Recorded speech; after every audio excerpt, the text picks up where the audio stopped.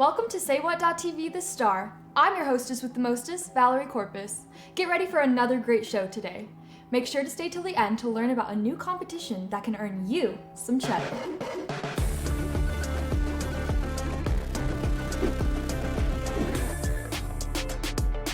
Say what? Today is all about the future of science, and I'm here to deliver you the top news in today's biomedical industry.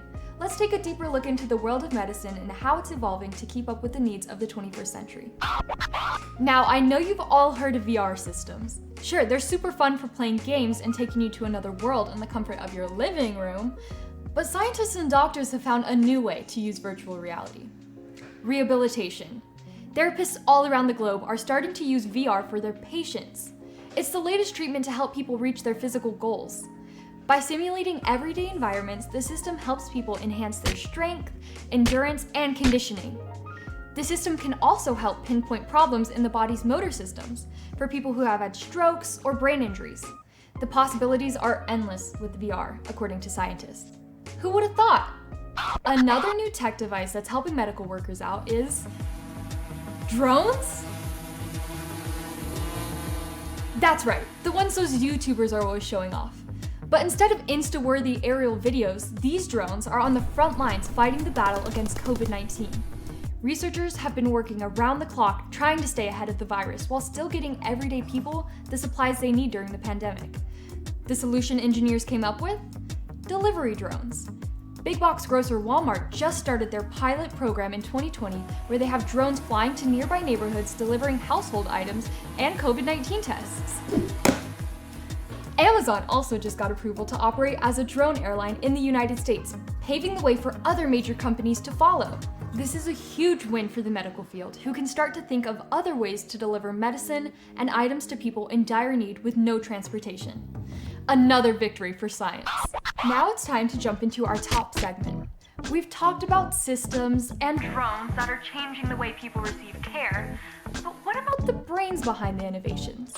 We spoke with an inventor extraordinaire of over 20 issued patents, who gives us some insight on what it's like to be a literal genius when it comes to developing state-of-the-art technology.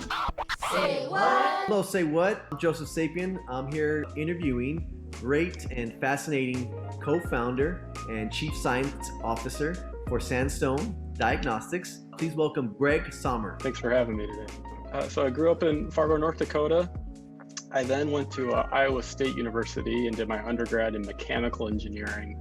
And after that, I went to the University of Michigan to get a PhD in the field, really focusing on the interplay between engineering and healthcare. After I finished my doctorate degree, I was a staff scientist for about 5 years at Sandia National Labs.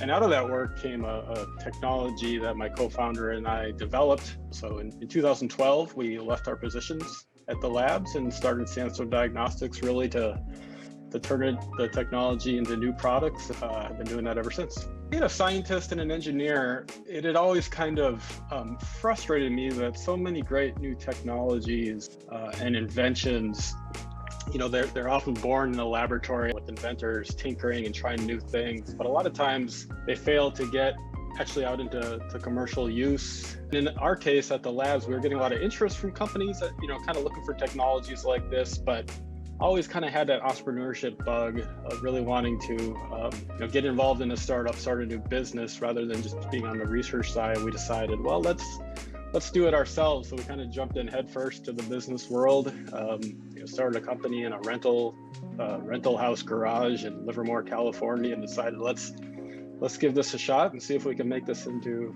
a business. So today, for the vast majority of blood work, you still need to physically go to a lab or a draw center or a clinic to have your blood drawn. What we're doing at Sandstone is we're allowing that process to happen anywhere. So we do that with our device that, if you can see here, this is our centrifuge. This is actually a centrifuge. It runs only on 2 AA batteries, and it fits in the palm of your hand. It weighs about 6 ounces. But with this technology that we've developed, we can generate really high performance centrifugation-based separations that's critical for blood collection and sample prep that's used in most of the blood tests that are run today.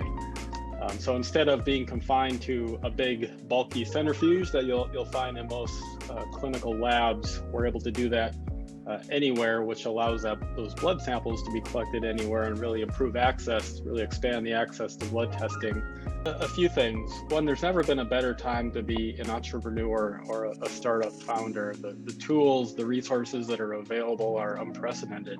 First advice would be to adopt some of these new capabilities that may exist in your middle school or high school.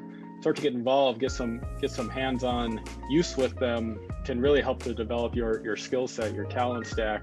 The second thing is, I'm a big believer that there's better ways to do everything. Everything has room for improvement. I think it's easy for people who have an idea to shoot down their idea and think, well, someone's already done that, or that's a bad idea. It can be difficult to resist those impulses and say, no, let's give this a shot. In entrepreneurialism and startups, it's all about the at-bats and reps you have, because at first, just like anything, you're gonna be kind of lousy at it.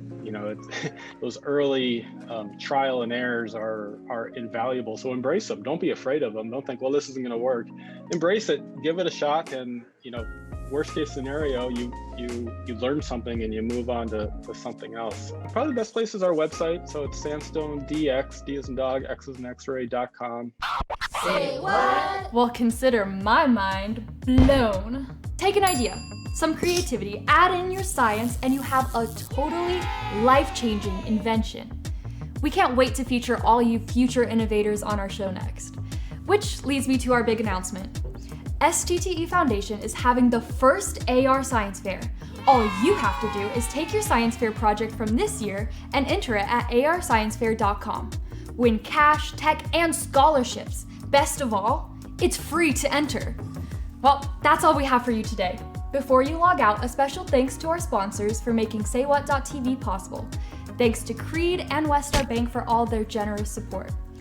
Well, thanks for joining us on The Star. I'm Valerie Corpus, asking you, if you say what, we say what. Say what?